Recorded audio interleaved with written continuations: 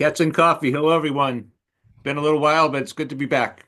Welcome. It's been a while for us on the CCA channel, but you've been going strong. And I just want to remind everyone, get yourself over to the Touch Not channel. Ray has some fantastic content, some things he's been doing, people he's had on as guests, his cute little grandson, which I really enjoy seeing, and That's Benny. Benny, and we are launching into this season coming up in April. As on both coasts of the United States, we have Highland Games. And I think the same weekend that the Las Vegas Highland Games are happening here, April 13th, around that weekend, I'll Yep, post it here. You have Highland Games, right? You want to talk about your events? sure. Well, the first thing coming up in about 2 weeks is called a Tartan Ball on Tartan Day, April the 5th. The Scots Charitable Society is presenting a Tartan Ball. It's a wonderful evening of uh, a lovely dinner, dancing, music, and everyone dressed up in their finest Scottish attire. It's going to be fantastic. It's somewhat of a Burns night, but not quite. It's another good excuse to be Scottish and dress up with your friends and go out and have a great dinner. So that's April the 5th in Andover, Massachusetts. And I'll give Cindy the web address. It's scots-charitable.org. And they're a great charity. They help out Scots in the community, people of Scottish descent. And they're very connected to, oddly enough, a topic that I've been working on with the Touch Not channel for the last month or so. Because March is MacIntyre month, Clan MacIntyre is one of our Hatton clans, as you know. The Scots Charitable is connected with a story in New England in the 1600s, where many men came over from Scotland as indentured servants after being captured at the battles of Worcester and Dunbar. I said that backwards. Dunbar was first in 1650, and 51 was Worcester. 404 of them, I think, came to New England eventually on two ships. Three of them were MacIntyre brothers. And once those men got out after 7 years indenturement, them and many others, a group of them got together in Boston, in Massachusetts, and formed the Scots Charitable Society of Boston. Um, they've dropped the of Boston recently, but they helped out the men coming out. You know, they were free now, but they had maybe one shoe and no lunch. They needed help.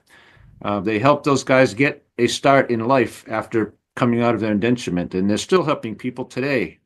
Perhaps their house had a fire, other family emergencies, and awful financial stress that people go through. The Scots Charitable helps people with that. I hope all of you who are anywhere near the area are able to go. I love this story. I love what they're doing. You know, originally in the United States, the St. Andrews Societies were created to do exactly this. They're now mostly just social groups. They Right. do charity as well. That's not to say that they don't. But originally, they were put in place to do exactly what this organization is still doing to this day. And it's a wonderful story. And I'm going to link over to the Touch Not channel so you can hear more about this. Ray, excellent work on covering this. Oh, thank you so much. There's three large segments on the channel about the whole, what I call the MacIntyre saga, what happened to them in Scotland and here in New England. Um, and yes, so that Scots Charitable is 400 years old. In 2057, they will be 400 years old, ladies and gentlemen. So please help them out if you can. Come to the dinner with me. That will help them. Or go to the Scots Charitable website and donate to them or join their Here. society if you can, please. Um, I can't think of a more worthwhile organization as far from a Scottish point of view. I really can't. They're a fantastic group of people. This is Um, wonderful, and I hope actually in the coming, I don't know, months or couple of years, we can go back and cover at some point um, the Revolutionary War here in the United States, because I think many people would be very surprised, or maybe you know already about this, and you wouldn't be very surprised, how many Scots and how many of the Clan Hatton, mhm. with descent from Clan Hatton, were involved in the Revolutionary War. And indeed, right about half of the signers of the Declaration of Independence here in the United States were Scottish, and we do have some direct ties to the Clan Chattan Association. So all of this, I think, would be worthwhile to cover at some point when we get the opportunity. And it'll be of interest to, I think, especially people here in the States. We always like to say, the Scots weren't able to, in the end, win and gain their own independence Mhm. after the Battle of Culloden and everything that happened to them. But Right. people, even before Culloden, started immigrating to the United States. And here's a good example of these people who came over before that period of time. But a lot of Scots came to the United States, and we like to say they came here and were able to declare their independence and thrive here in the US. And so these are worthwhile stories, and thank you for covering them. Oh, yes. And please stay with the Touchdown channel because actually tomorrow I'm going to have a conversation with Scott McKenzie. He's the president of Scots Charitable Society. And one of the things he likes to talk about is some of the men on the Lexington Green that day on April the 18th, which is coming up very soon, the reenactment here in Massachusetts, were Scots Charitable Society members, members of that organization. They were on that green that day, defending their new home against the people that sent them here, which is kind of a funny paradox there, but that's what they did. It's a lot of proud history over here, Cindy. We're going to stay tuned so we can follow along, and I know you do a fantastic job covering it, Ray. And then also, speaking of Tartan Day, maybe next week we can talk a little bit Yeah. about coverage of Tartan Day. It's perhaps the largest, some of the largest uh, celebrations in New York City. I've been to Yes. New York for this. It's really quite spectacular. The big parade that they do. I'll put some pictures here. I was able Yeah. to meet Brian Cox a few years back there. Oh, He yeah. was the master of ceremonies. Right. People don't know he is of Scottish descent and very proud of his Scottish heritage as Right. well. And so that celebration's coming up, and we'll put some coverage here for you and talk a little bit more about Tartan Day. That was actually helped to be started, the very first one, by Sir Sean Connery. That's right.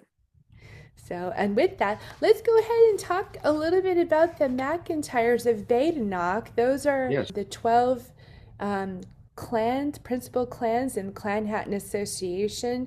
And it's one that I don't know much about. I did not participate in the coverage of this clan last year. So a lot of this is new stuff for me, Ray. I'm going to go ahead and link to what you did last year Oh, because you did good. a brilliant job of it. Thank Uh, you. We'll talk a little bit about that. And then I just want to let people know here on this channel that I'll go ahead and post the schedule this year of the clans for the coverage because Yep. Ray, coming up in April. It's Clan McQueen. Last night, Benny and I were at Dairy Queen for an ice cream, and we made a little thing. If you watch this, you can answer it then. Go to that video and answer it in the comments. I asked what people to guess what was for April. Oh, So how fun. if we can, I'd like to actually go back to the New England story of the MacIntyres that I've been working on. That started at a place called Dunbar in Scotland, and it was a battle in 1650. Now, there's three segments on the Touchdown channel about this, so I'll try to detail a little bit as much as I can. But it was a very, very complicated political and religious time in Scotland, England, and Ireland. Very confusing time that way. There was, five or six different religions. Lots of Protestant religions had started to come forward and break off on their own little sections and such.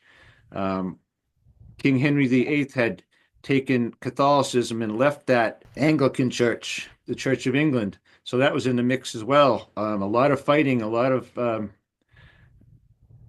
bad feelings about why aren't you using my religion? And this is just how that whole era went down. This battle was about that. They were three MacIntyres were at the battle on the Scottish side, what's called the Covenanters. They signed a covenant to protect their Presbyterian religion from the Anglican Church encroachment on it, which was being done politically. It was a law being passed about it by King Charles the First. So they fought this battle. Three MacIntyre brothers were captured there. Actually, could be cousins. There's a little controversy there, but three MacIntyre clansmen were captured. They were marched down to Durham Cathedral in England, and from there, that was a terrible ordeal for them. A lot of the men died. From there, they were taken by ship uh, around the coast of England, I believe. I'm not going to remember where they left England from, but they were sold into indenturement here in the United States. Of course, and then it was an English colony in New England. They were sent here for 7 years apiece. Someone paid to have them come and work on their mills, wood lumber mills, and iron foundries in New England. That was their home for 7 years. These MacIntyres. One of them, they lost contact with him in history and records. The other two still have, there's thousands of MacIntyre descendants now from two of them, Micum and Philip, I believe, or Robert, one of those two. The families are still here in the United States. So that's a very proud history that we have here. And like I've already said, this is all tied in with the Scots Charitable Society. Those indentured men might have been free then, but like I said, they had no life to go to. They're not going to be going back to Scotland with no money, certainly. So they needed a start, and that's what this charitable society keeps that story alive even until today. Um, so there's three good segments. I'd like to call them good on the touch knot about that. Two of them are the battle leading up to the battle itself, which is quite a lengthy one, and then the story jumps over here for another segment with two different people that were great enough to come on the channel with me, Jonathan Tucker and John Demos rather. And very detailed job I think we did. Let me know what you think, and please leave some comments and let us know if you enjoy it. Yeah, Thank you. please comment here, but please comment on the TouchNot channel. And our part of our new and improved Cats and Coffee for 2025, I'm not going to have so much of the verbiage in the description as I did last year. I wanted to make sure I covered everything, had all the resources in the description, and it's good to have things there, but I want to make it more readable, more concise, and so you're going to Okay. be able to find these links a little bit better. Just go ahead when you're done here and click on those links and watch these because they're fascinating, and I know that everyone here is going to enjoy them. And I just wanted to talk a little bit, if I may, about the origins of the MacIntyres of Badenoch and how they came to be part of Clan Chattan and the association.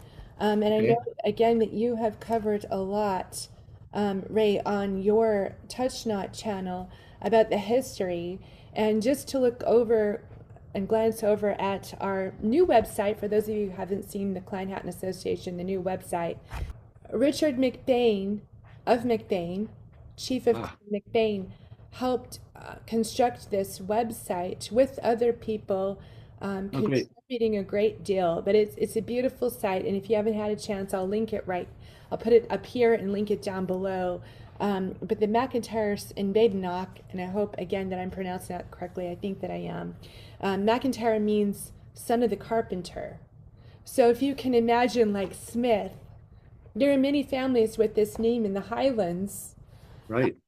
and if you go back and if you've heard some of our explanation earlier about surnames, surnames weren't a thing at the time. It was either having to do with your father, they tied you to your father, so they would use your father and they would say Mac. So William MacLachlan was William, son of Lachlan, for example.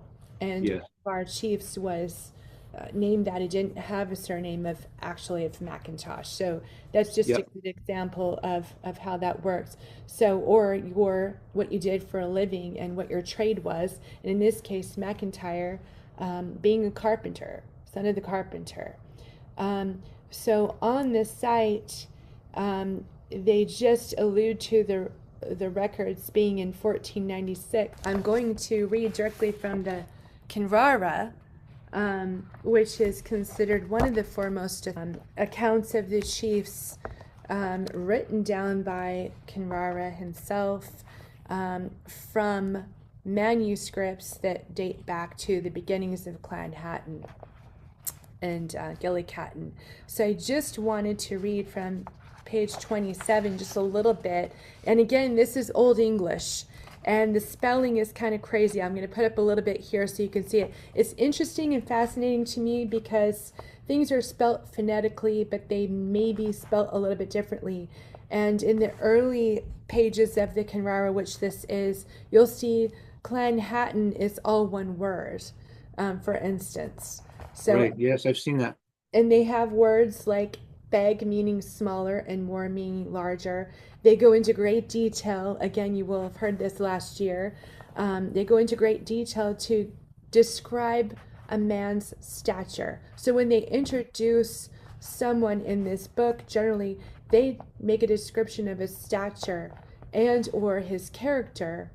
So they do that here, and we'll begin with William, second of that name, and the 13th Lord of MacIntosh, captain of Clan Hatton.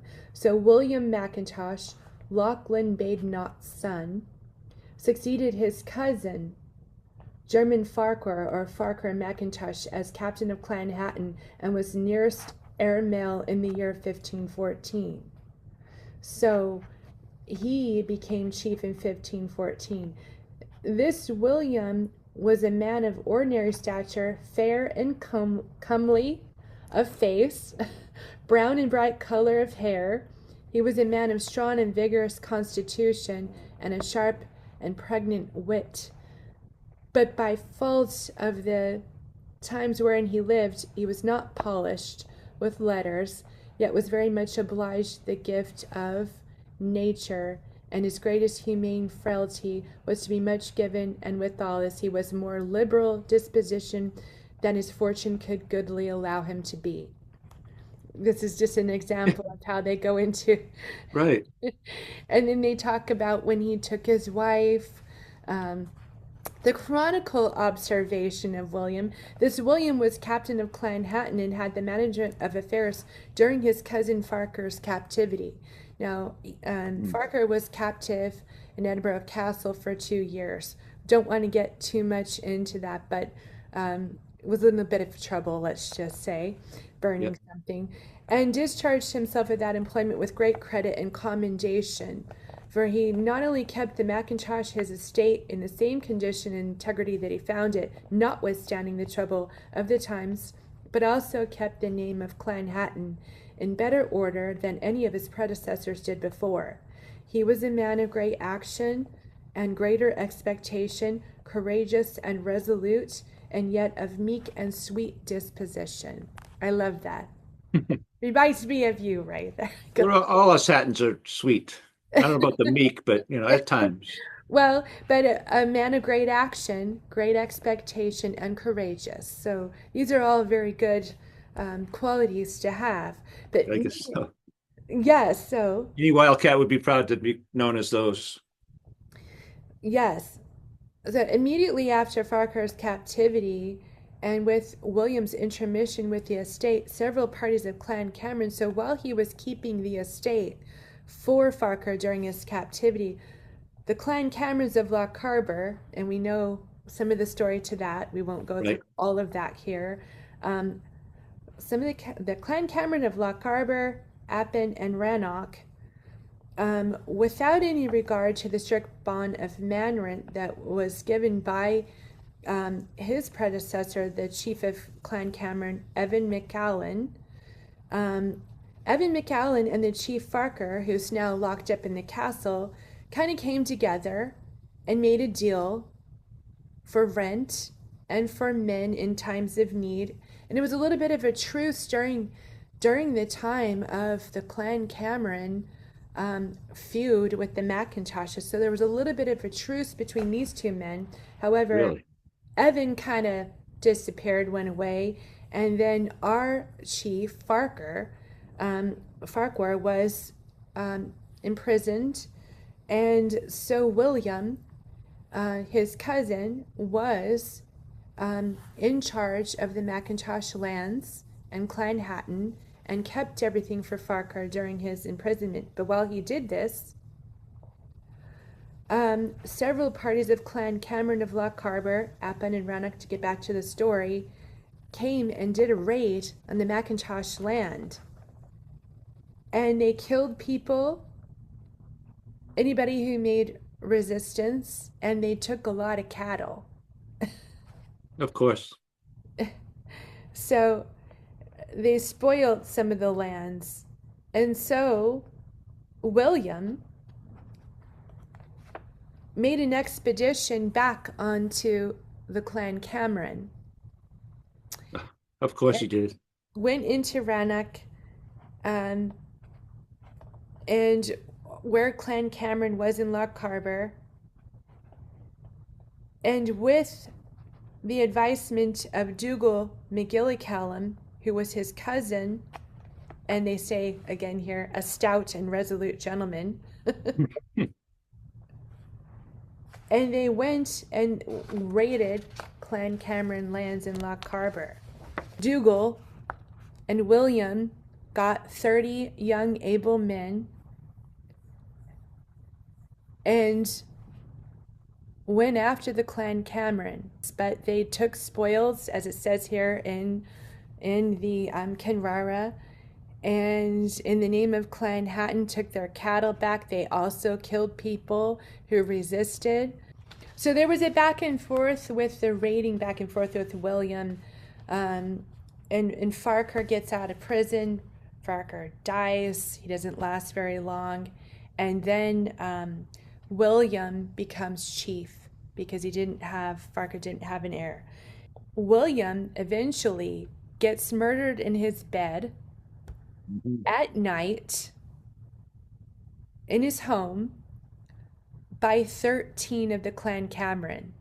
So 13 it took yeah, 13 of them. they snuck up on him in the dead of night and killed him while he was in his bed, murdered. Not his son, his brother. So Yes. Lachlan the second of that name and the 14th Laird of MacIntyre, upon report of the fact, he commanded, after his brother gets killed, Dougal McGillicallum, the before mentioned, and Yes. his own son Farquhar with a party of 20 able men to follow the murderers of his brother, whose progress, they being universally hated, was soon made known to the pursuers. Dougal and his party followed them to Caithness, and from thence to Strathnaver, from Strathnaver to Ascent, from Ascent to Loch Colch, from Loch Colch to Abertarf,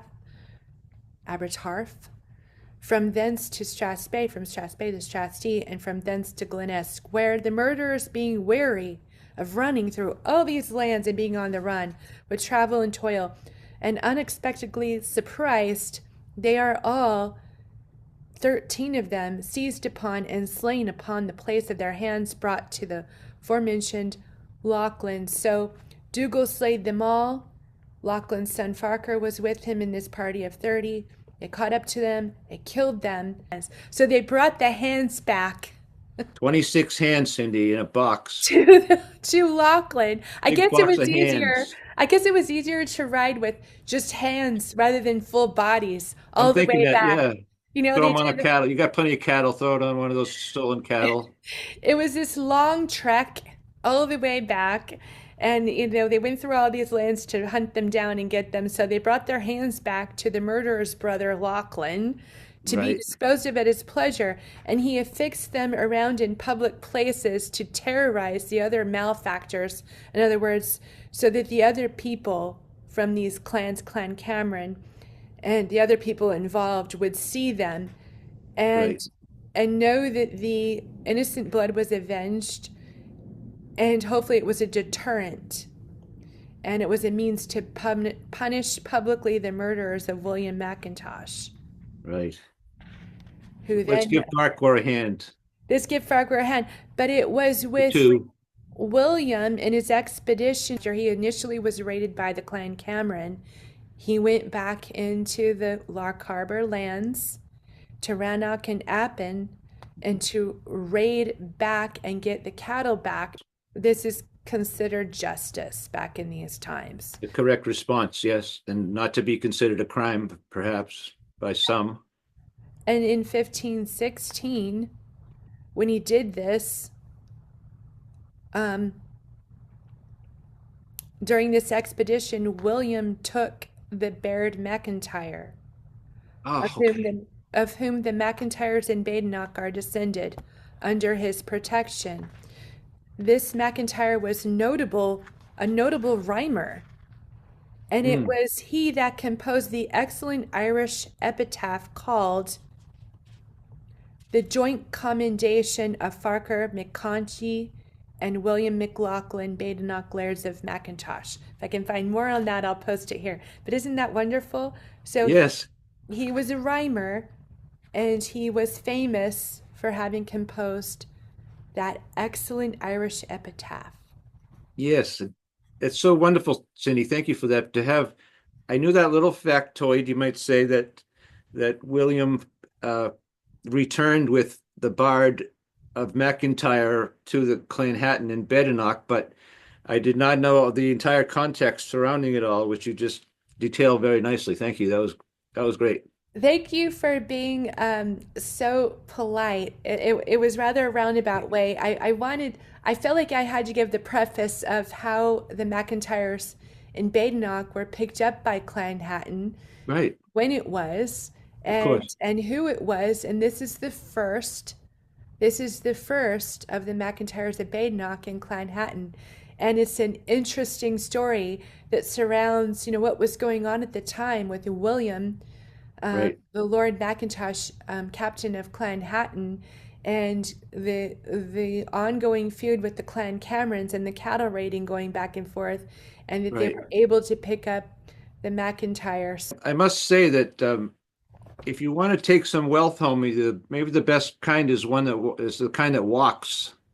Can It walk might be itself. tough to, yeah, if you want to drag boxes and barrels of wealth or whatever with you, that's tough. But if you can take the wealth that walks in front of you with just a stick in your hand, that's a bargain. We have members of Clan Hatton Association with the name MacIntyre. And so Mm, if you are a MacIntyre, if you know any MacIntyres, please join us.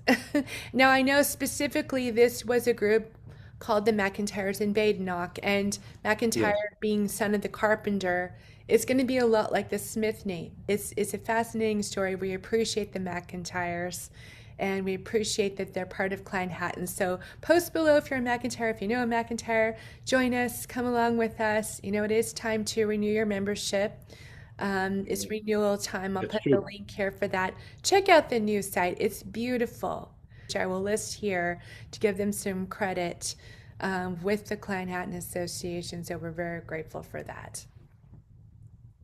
Yes, yeah, that's right. MacIntyres are the same as a few clans that are within Hatton. MacLean is another one that the balance of MacLeans did not join Hatton, but some did, and there's three or four stories like this within our 12 clans. Usually, as with the MacLeans of Doc Garrick, um, it was for protection. They ended Mhm. up in the Highlands, brutal times in the Highlands where you needed protection and you needed to band together. They did so and gained the protection of what was perhaps the largest clan.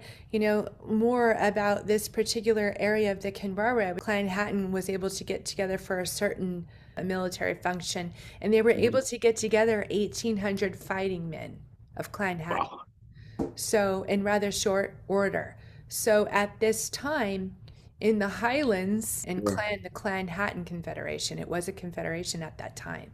It was a very large group, I think the largest. We came in numbers. We're so grateful to all of you joining us here today. I'm happy to be back on this channel, and I'm really more happy to be back here with you, Ray. It's such a great pleasure and honor to be here with you and to be doing Cats and Coffee. And next week, we're going to do more on Tartan Day and Yes. covering more of the events and the event that you're going to participate in. We'll continue to promote that here. We hope you can attend some type of Tartan Day event, but please, Yes. please plan to do something, whether you've done what I've done and I've just put on a sash, hold up a flag, anything you've got of Clan Hatton or your individual clan. If you're going to attend an event, take a photo, because we're going to Right. really love to see photos of you and share with each other. We would like to share what all of you are doing and see what you're doing and be more of a community here. So plan to do it. That's right. Um, that's right, Cindy. Everyone's coming together here on the Touch Knot and the Clan Chattan Association channels. It's working out very well. According to me anyway, I'm having fun doing it, and it's been great to be here with you today. We've been apart for a little while, and it feels great to be back. Yes, Back at Cats and Coffee. I've had other things, unfortunately, but we're back. So it's great. Happy Cats and Coffee, everyone. We see you here next week. Thanks, Ray, for all that you do. And we're about to launch into what we call the season of Highland Right. Games. And so it's very exciting. Take a look at the calendar, and we'll post also that. And Hmm. plan to join us. Please plan to join us. We would love to see you. And bye for now. We'll see you next week. All right. Touch Knot, everyone. Thank you for being with us. Touch not.